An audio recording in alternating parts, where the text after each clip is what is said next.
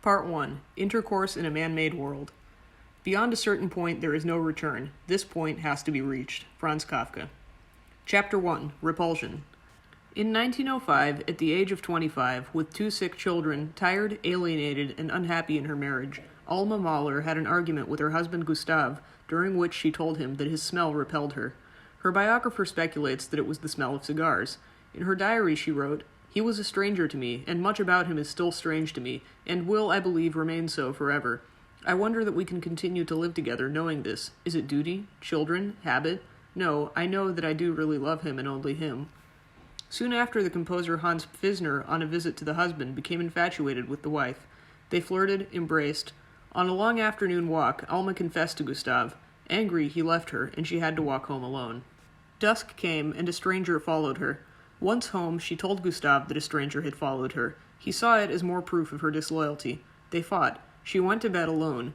Usually when Gustav wanted intercourse, he waited until Alma was asleep, or pretended to be. Then he would begin his lovemaking. On this night, he came to her knowing she was awake, told her she should read the Kreutzer Sonata, a short novel by Tolstoy, fucked her, then left. She lay awake, fearing the future, feeling that she was on the verge of losing her courage and her will to survive. A few years later, in 1887, another great artist, Count Leo Tolstoy, had been inspired by another great work of art, the Kreutzer Sonata, by Beethoven, to fuck his wife. His son and a music student played the sensual and wild sonata in a concert at his country estate. Tolstoy, quote, listened with tears in his eyes. Then, during the presto, unable to control himself, he rose and went to the window where, gazing at the starry sky, he stifled a sob. That night, Sophie, the Countess Tolstoy, was impregnated with her 13th child. The Count was 60, his wife 16 years younger. She had known him since she was 10. She was 18, he 34, when they married in September 1862. Later in Moscow, the Count heard the Kreutzer Sonata again, this time in the company of an actor and a painter. This time, more restrained, he wanted each to create a work of art inspired by the sonata. Only he did. His story, the Kreutzer Sonata, is a powerful and distressing one. It combines an unfinished short story, The Man Who Murdered His Wife, with a story told to Tolstoy by the painter about a stranger he met on a train who was distraught with marital troubles, but its basic text is the Tolstoy marriage. The story is autobiographical, as is much of Tolstoy's fiction, and in the Kreutzer Sonata he uses the details of his sexual intercourse with Sophie, what the biographer Henry Troyat called his periods of rut, to show his feelings of deep repugnance for the wife he continues to fuck, and for the sex act itself. The repugnance is not only rooted in ongoing desire, but also in satiation, it too being real, a discrete phenomenon, and aversive. The desire is not free-floating or abstract in the way of French philosophy. There is a real woman, Sophie, on whose body, inside whom, it is expressed, and when he is done with her, he puts her aside with rude indifference or cold distaste. The story is dense, passionate, artful, crazed with misogyny and insight. The real woman was diagnosed in 1910, the last year of the Count's life, as paranoiac and hysterical, with predominance of the first. The story has an argument, for chastity, against sexual intercourse. The story has an analysis, on the nature of sexual intercourse and its relation to the equality of the sexes. The woman had an argument, her husband should love her as a human being, not only use her as an object when he wanted to fuck her. The woman had an analysis, her husband was selfish to a rare and horrifying degree, also a hypocrite. People were real to him only insofar as they affected him personally. She was real to him only when and because he wanted physical love. He became cold when he was sexually sated and indifferent to her. The man, artist and husband, wanting to be a saint, on the path toward the renunciation of all power, all wealth, all violence, managed not to cut off his nose to spite his face. A man, he wrote in the letter, ought not to set himself the task of chastity, but only the approach towards chastity. And especially he did not want to be caught. And what if another baby came, wrote the author of the Kreutzer Sonata a month after finishing it. How ashamed I should be, especially in front of my children. They will compare the date of conception with that of publication. The first public reading of the story was in October 1889. By December 1890, Sophie was afraid that she was pregnant again, but she was spared a 14th pregnancy. Sophie's view of the great man was not reverential. One day at tea, he spoke of a vegetarian menu that he had read and liked, almonds and bread. In her diary, Sophie wrote, "I expect the person who wrote the menu practices vegetarianism as much as the author of the Kreutzer Sonata practices chastity." 37 words deleted by surviving family. Her irony is seldom appreciated by Tolstoy's biographers, Troyat being the distinguished exception. Most side with the pious Count, and consider her vain, corrupt, selfish, the adversary of a saint. The author of Tolstoy and Gandhi, Men of Peace, for instance, blamed her for a continual denial of Tolstoy's beliefs and an irritable and sometimes hysterical ridicule, also moral triviality and inconsistency and brute egotism. She would not have been surprised. And his biographers, she wrote in 1895, will tell of how he helped the laborers to carry buckets of water, but no one will ever know that he never gave his wife a rest and never, in all these 32 years, gave his child a drink of water or spent 5 minutes by his bedside to give me a chance to rest a little, to sleep, or to go out for a walk, or even just recover from all my labors. Her labors were considerable, hard, and sad. She had 13 pregnancies, 13 children. 6 died of difficult, painful illnesses, for instance meningitis and croup. She had puerperal fever at least once, other fevers, inflamed breasts. She transcribed all the Count's books and diaries, except for a brief period late in their marriage when he gave them to his grown daughters in order to exclude her. He had her start transcribing again with the Kreutzer Sonata. She educated their children. From 1883 on, she managed his estates, his money, his copyrights, fed and housed their children. She published his books, which sometimes included the necessity of pleading with the state censor for permission to publish them. She pled with the Tsar for permission to publish the Kreutzer Sonata. It was not until July 3, 1897, that she moved out of the marital bedroom, not wanting to have intercourse anymore, but Tolstoy continued to fuck her when he wanted and to ignore her the rest of the time. She hated his coldness, his terrible coldness, his indifference to her after intercourse, which changed only when he wanted intercourse again. This coldness afflicts her marriage from its beginning until his death. After 4 months of marriage, she wants work like his, so that I could turn to it whenever he is cold to me. Such moments, she writes, are bound to come more and more frequently, but in reality it has been like this all the time. I have changed immensely, she writes in 1865, and Ljova's coldness has stopped affecting me, for I know that I deserve it. In 1867, everything seems so cold and unfriendly, and I feel I have lost all his love. In 1891, she fears that the time will come when he will no longer want her, and then he will cast me out of his life, cynically, cruelly, and coldly. After his death, she wrote that physical love never meant an emotional game to me, but always something very much akin to suffering. While he lived, she wanted, as she wrote in her 1891 diary, warm, gentle affection, but instead endured these outbursts of passion, always followed by long periods of coldness. For her, this coldness was the context in which intercourse took place. For him, intercourse was the context in which she existed. His heat, her existence, his coldness toward her experienced by him only as his real life, unambiguously chosen and pursued. He fucked her until he was 81, a year before his death.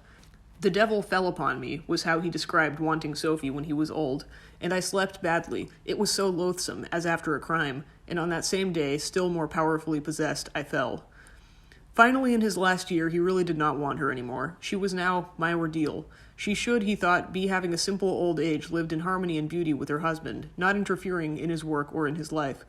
Instead, not able to eat or sleep, crying uncontrollably, irritable, hostile, nervous, she was what a selfish and pitiless man, as she once described him, had left in the wake of his magnificent and great life as an artist and saint. Now she was discarded, because he had finished with her, and she howled in an agony that passed for madness. After accusing her of only wanting to torment herself, he wrote that one cannot help pitying her. But he never knew what pity was, not even that, such a small and condescending thing, not for her. Never in art or life did he know her, except in the biblical sense. In the Kreutzer Sonata, the husband sees the wife with some empathy, as human, only after he has brutally murdered her. I looked at the children, and at her bruised and disfigured face, and for the first time I forgot myself, my rights, my pride, and for the first time saw a human being in her. Art is merciful. Murder turns the woman one has fucked over a lifetime human. The ethos is not contemporary. Typically now, in books and films, murder never risks an aftermath of compassion. There is no remorse. Instead, murder itself is the sex act, or it is sexual climax. Tolstoy's murder, full of hate and horror at woman as such, full of sexual inevitability and the artist's passionate conviction that it is right and necessary, has fragility, recognition, remorse. It is a tragic story because the sex act makes the killing as fated as if the gods from Olympus had ordained it. The killer's recognition of the wife, finally, as human, makes one feel pity and pain. A human life has been taken, horribly. A human being has done it. For this one moment, even the reader's interior rage at the author's full-blooded misogyny is stilled in sorrow. In contemporary books and films, the murder of a woman is an end in itself. In this sad story, the murder of the woman signifies the impossibility of physical love in a way that means loss, not sadistic celebration. Tolstoy's repulsion for woman as such is not modern either. Now this repulsion is literal and linear, directed especially against her genitals, also her breasts, also her mouth, newly perceived as a sex organ. It is a goose-stepping hatred of cunt. The woman has no human dimension, no human meaning. The repulsion requires no explanation, no rationalization. She has no internal life, no human resonance. She needs no human interpretation. Her flesh is hated, she is it without more. The hatred is by rote, with no human individuation, no highfalutin philosophy or pedestrian emotional ambivalence. The repulsion is self-evidently justified by the physical nature of the thing itself. The repulsion inheres in what the thing is. For the male, the repulsion is sexually intense, genitally focused, sexually solipsistic, without any critical or moral self-consciousness.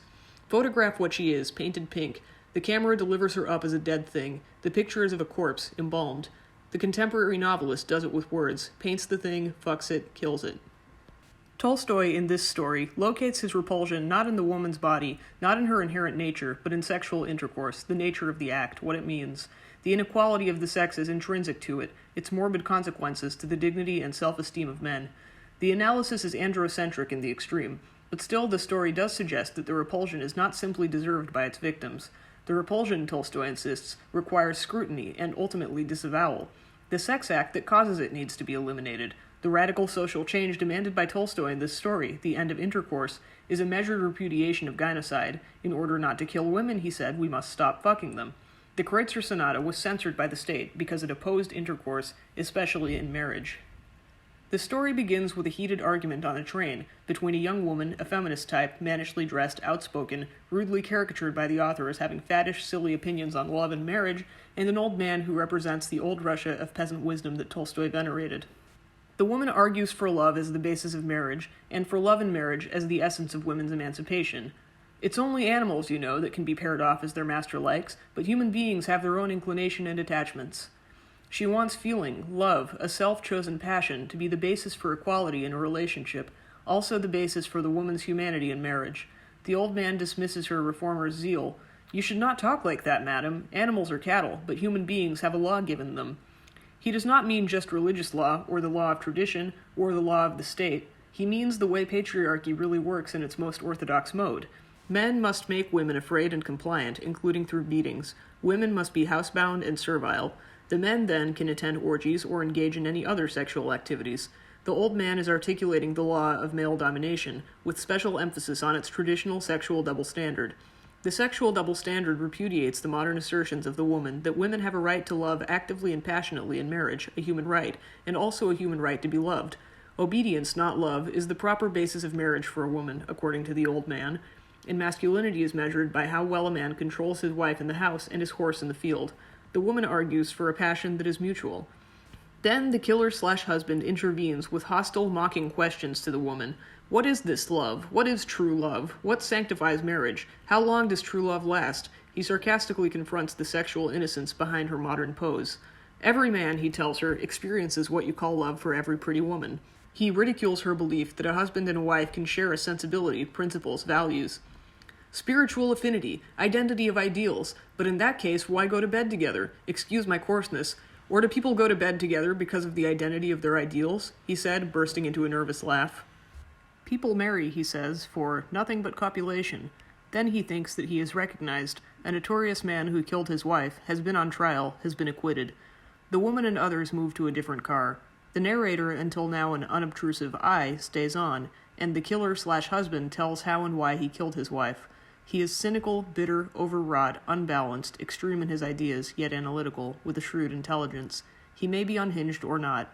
Was he when he killed his wife? Is he because he killed his wife? His ideas are lucid, with no sense of proportion. His antagonism to sexual intercourse is absolute. His social critique repudiates all the sexual commonplaces, the rites and rituals of socially normal sexuality, including the allowed sexual indulgences of unmarried men and the allowed adulteries of married men. His critique is not of superficial conventions or deeper hypocrisies. It is a radical critique of the elements of social life that maintain intercourse as a right, a duty, or as pleasure, no matter what the cost of intercourse as such, no matter to whom. The violence in his marriage, the violence of feeling and the final act of killing, had for him an internal logic and inevitability, because intercourse distorts and ultimately destroys any potential human equality between men and women by turning women into objects and men into exploiters. He is a political dissident with a social analysis, not a personal psychology. He is tormented by the depravity of the sex act, but depravity has a political meaning rooted in a comprehension, almost unique in male literature, of the fundamental simplicity and destructiveness of sexual exploitation. Quote, "The enslavement of woman lies simply in the fact that people desire and think it good to avail themselves of her as a tool of enjoyment. Well, and they liberate women, give her all sorts of rights equal to man, but continue to regard her as an instrument of enjoyment, and so educate her in childhood and afterwards by public opinion. And there she is, still the same humiliated and depraved slave, and the man still a depraved slave owner. They emancipate women in universities and in law courts, but continue to regard her as an object of enjoyment. Teach her, as she is taught among us, to regard herself as such, and she will always remain an inferior being. Depravity, debauchery, dissoluteness, all connote this exploitation of women, who remain inferior because of it, for pleasure." In telling this story, the killer/husband sets out the preconditions for the murder of his wife, the social and sexual experiences that primed him to kill her. He describes himself as typical of his class, landed, gentry, university educated. Before marriage, he lived like everybody else in our class, meaning the men, the sex class within the societal class. The women with whom he had sex were prostitutes and peasants. He had sex with women regularly, avoided making any commitments to any woman, and considered regular sex necessary to his physical health. This general pattern he characterizes as living dissolutely, debauchery. At the time, he thought he was moral because, quote, "I was not a seducer, had no unnatural tastes, and did not make that the chief purpose of my life, as many of my associates did." The debauchery, the dissoluteness, was not physical, not conduct. Instead, quote, "Real debauchery lies precisely in freeing oneself from moral relations with a woman with whom you have physical intimacy." He valued the absence of any moral dimension to sex as freedom. This absence especially signified the inferiority of the woman, because relations with a human on the same level as oneself always have a moral dimension, which does not mean that one is morally good, only that one is morally accountable. Once, he worried obsessively because he had not been able to pay a woman with whom he had had sex. He was finally at peace when he found her and paid her. The money repudiated the possibility of any human sameness between him and her, and this put him at ease. It put her in her place as his inferior, the proper closure to sex. It is this superiority, this contemptuous but absolutely normal and unremarkable arrogance, that he now sees as the essence of sexual depravity, and also as a first step toward killing his wife. Having actually killed, he sees the sex he took for granted as murderous in its diminution of human life, how it made women's humanity invisible, meaningless, but the prerogatives of both sex and class made the exploitation as invisible as gravity, as certain. Long before he had touched a woman, this depravity, this exploitation, was rooted in his mind, a form of torment. He was tormented by woman, not some particular woman, but woman as something to be desired, woman, every woman, woman's nudity. This impersonal something was at the heart of his desire, object-like, not human and individual, not someone in particular, but a body, perhaps a symbol, a configuration of flesh, something to have. The first time he had sex was something special and pathetic. "I felt sad, so sad I wanted to cry." He describes the sex following that first experience as addiction, compares having sex with taking morphine or drinking. "To be a libertine is a physical condition like that of a morphinist, a drunkard, or a smoker," he says, particularly locating libertinism in how a man looks at a woman, examines her, the behavior most clearly indicating the deep internal process of objectification. Because the man is compulsive, because he objectifies, because he exploits and is therefore depraved, relations with women as human beings, what he characterizes as brotherly relations with a woman, are impossible. The loss of innocence, the loss of virginity for a man already socialized to exploit, is a real and irreversible corruption of his capacity to love a woman as a human being. When he marries, he is unable to know or to love the woman as an individual. The depravity of being a calloused exploiter is what he brings to the marriage bed and to the relationship as a whole. The killer/husband, when engaged, showed his fiancée his diary, as Tolstoy did, with descriptions of women he had known, affairs he had had. He remembers her horror, despair, and confusion when she learnt of it and understood it. On their honeymoon, he felt awkward, ashamed, repelled, sorry. It is necessary for the husband to cultivate that vice in his wife in order to derive pleasure from it. The narrator argues that there is no vice, that sex is natural. The killer/husband maintains that it is unnatural, and contrasts it to eating, which is, he says, from the very beginning, enjoyable, easy, pleasant, and not shameful. But this is horrid, shameful, and painful. Asked by the narrator how the human race would continue, the killer/husband says simply that the human race will cease. Both religion and science say so, and everyone knows that it is true. If the goal of mankind is universal peace, that the spears should be beaten into pruning hooks. then the end of intercourse would be an essential, utterly logical part of achieving that promised peace. Quote, "Of all the passions, the strongest, cruelest, and most stubborn is the sex passion, physical love. And therefore, if the passions are destroyed, including the strongest of them, physical love, the prophecies will be fulfilled. Mankind will be brought into a unity, the aim of human existence will be attained, and there will be nothing further to live for." This universal peace, following on the beating of the spears into pruning hooks or plowshares, requires not just occasional chastity on the part of some, but a deep and committed chastity on the part of all. This to achieve a reconciliation between men and women that physical love, with its strong, cruel passion, makes impossible. Repeatedly characterizing intercourse as swinish, Tolstoy's killer-slash-husband tells how proud he was of animal excesses, these physical excesses, and without in the least considering either her spiritual or even her physical life. "We pretend," he says, "that love is ideal, exalted, but nature made it shameful and disgusting. We only pretend that it is not." He feels repulsion for the act and for the relationship that it creates, these being two parts of a whole, consistently condemned because they are inextricably intertwined. The sex act and the relationship it constructs cannot be separated in his analysis or in his loathing. At first there were long periods of love-making, followed by periods of anger, quarrels. The fights were only the consequence of the cessation of sensuality. Their real relationship became cold and hostile, but sensuality distorted their perception of it, because the hostility would soon be covered up by renewed periods of physical love. A cynicism begins to characterize their relationship. They would make love until amorousness was exhausted by the satisfaction of sensuality, and we were left confronting one another in our true relation, as two egoists quite alien to each other who wished to get as much pleasure as possible from each other. The emotions engendered in him by intercourse, during the periods of it, became extreme. Rage, hatred of her caused by the smallest movement or gesture, pouring the tea in a certain way, or smacking her lips. He felt this grandiose rage and hatred in response to trivialities during the periods of physical lovemaking, and when those periods were over, he felt animosity, hostility, and coldness. As the marriage advanced in years, this passage being in an early version of the Kreutzer Sonata, the periods of what we called love occurred as often as before, but were barer, coarser, and lacked any cover. But they did not last long, and were immediately followed by periods of quite causeless anger springing up on most unintelligible grounds. In the early years of marriage, he appears to be saying, anger followed periods of physical lovemaking. They had fights inevitably in the aftermath of any such period. But then, as he describes it, the hostility between them got covered over by renewed periods of sensuality. The hostility, then, got interwoven into the times of sex and the sex act, which were already in his view depraved, because he was an exploiter. So that during periods of repeated intercourse, which may have lasted weeks or days, there was always rage and hatred on his part toward her, something quite different from the effortless exploitation he indulged in as an unmarried man. In the early part of the marriage, the anger was intrinsic to the sex act, because it was an inevitable consequence of being finished with it. Satiation, not just the climax of one fuck, but being sated from immersion in periods of physical lovemaking, led inevitably to conflict. Later, the rage and hatred were intrinsic to the sex, because the sex had brought him to her, and he had contempt for her. He viewed her with hostility all the time, including when he had sex with her. The alternating early experiences of sex, followed by coldness, hostility, fighting, synthesized into a relationship in which he hated her all the time and fucked her sometimes. For women, according to the killer-slash-husband, virginity is the highest state, an ideal, and to fall from virginity is a fall into trivialization, into being used as a thing. One dresses up to be the thing. One does not have a full humanity, but must conform to the rituals and conventions of debasement as a sexual object. But this reduction of humanity into being an object for sex carries with it the power to dominate men, because men want the object and the sex. The rage against women as a group is particularly located here. Women manipulate men by manipulating men's sexual desire. These trivial, mediocre things, women, have real power over men through sex.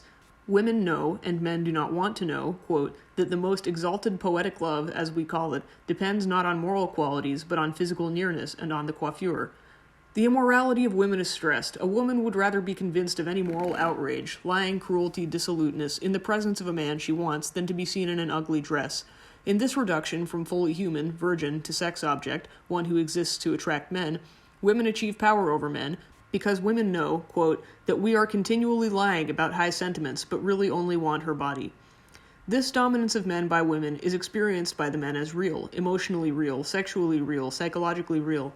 It emerges as the reason for the wrath of the misogynist. The whole world suffers, says the killer-slash-husband, from the domination of men by women.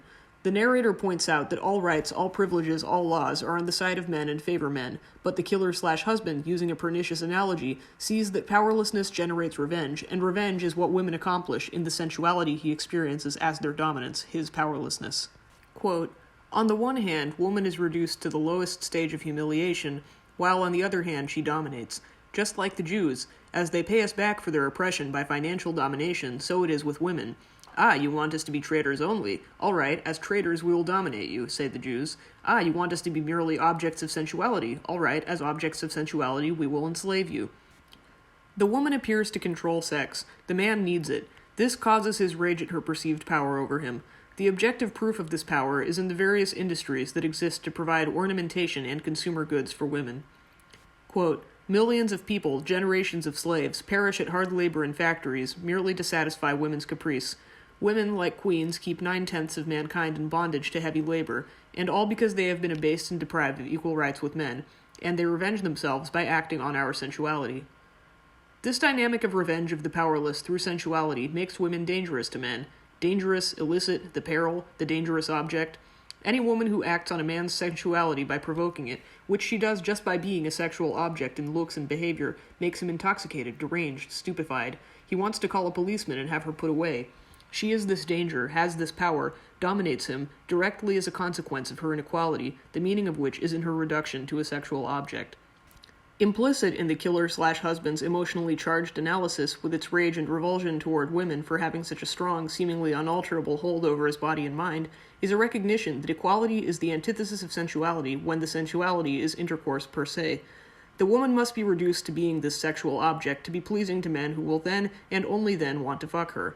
Once she is made inferior in this way, she is sensual to men and attracts them to her, and a man's desire for her, to use her, is experienced by him as her power over him. But equality does not have this danger of intoxication or derangement or obsession. Equality means physical wholeness, virginity. For the woman, equality requires not ever having been reduced to that object of sensuality in order to be used as a tool of men's desire and satiation in sex. What is lost for the woman when she becomes a sexual object, and when she is confirmed in that status by being fucked, is not recoverable. Just as the man is depraved, that is, an exploiter, so too the woman is depraved, that is, an object. According to the killer/husband, the inferiority of women in society, including the civil inferiority of women, originates in intercourse. Because in intercourse the woman is not, and cannot be, the equal of men. She, quote, "has not the right to use a man or abstain from him as she likes, is not allowed to choose a man at her pleasure instead of being chosen by him." His solution is not an equality of sexual access, because intercourse by its nature requires the woman's inferiority as a sexual object. Instead, men must not have the right to intercourse. Women will not revenge themselves on men through sensuality, acquiring a terrible power over people, if men stop creating women's inequality because they want intercourse. Men need inequality in order to fuck, and equality means that men also need to be chaste. Marriage through sexual attraction, that is, so-called love, is also an institution of inequality because of what women must do to attract husbands. The woman is, quote, "a slave in a bazaar or the bait in a trap." Because she is a means of enjoyment, she will always be used as such, and her inferiority will be created and maintained through that usage of her for enjoyment. No rights to hold government office or other public positions of civil or professional power will change her status as long as she is exploited in sex.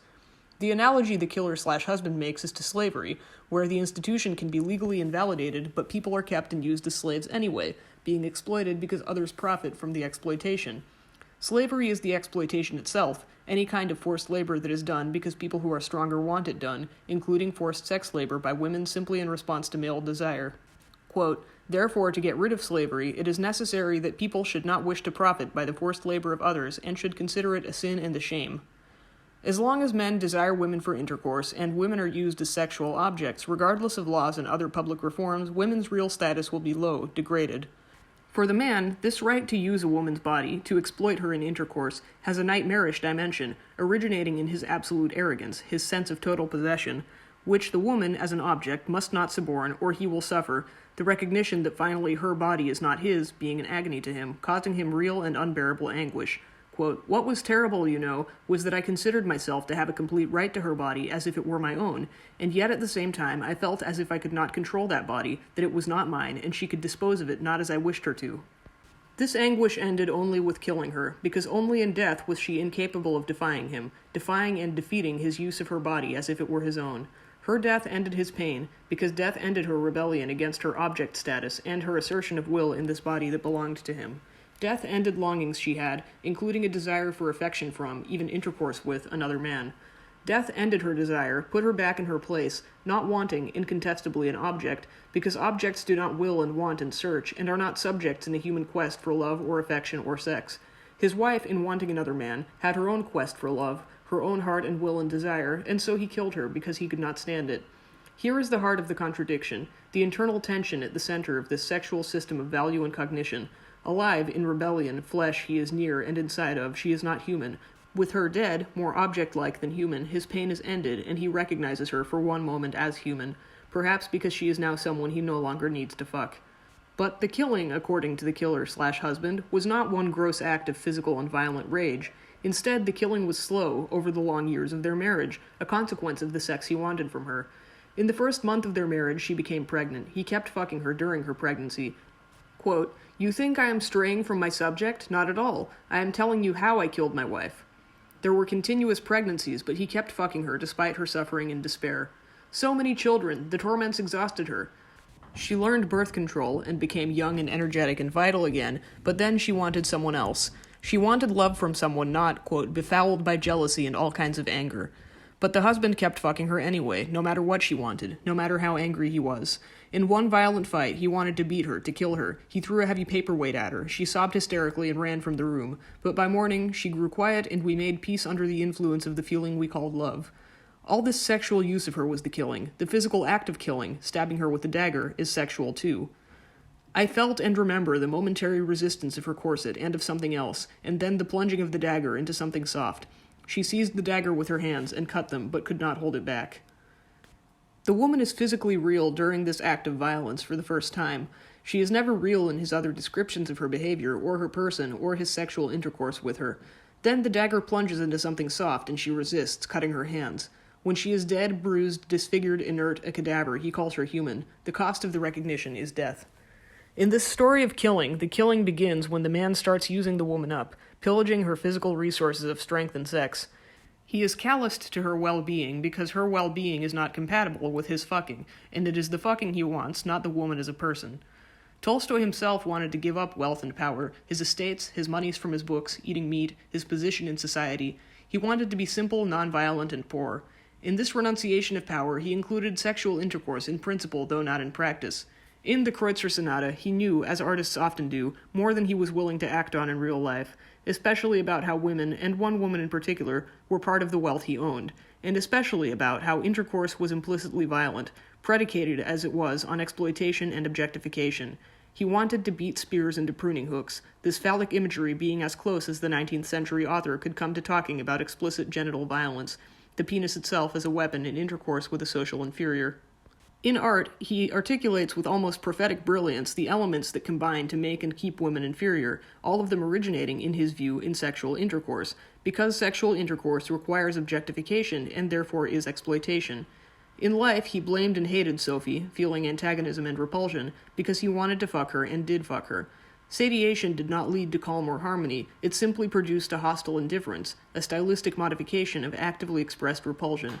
More than any other form of privilege, intercourse kept Tolstoy rooted in earthly, arrogant obsession, not poor and simple at all, having the right to use another person for pleasure, and exercising that right at will, certainly not nonviolent.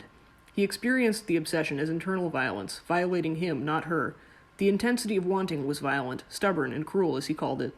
The intensity of the act was violent, including in later years sex that by modern standards was clearly forced. The distaste after satiation was hostile, a passive violence of antipathy and indifference. He hated intercourse because of what it did to him, how he felt wanting it, doing it, being done with it. He hated Sophie because he fucked Sophie. For Sophie, being used, being hated, being fucked, meant loving him as a wife was supposed to. To her diary only, she confided that the main thing is not to love, because it is so painful and humiliating, and all my pride is trampled in the mud.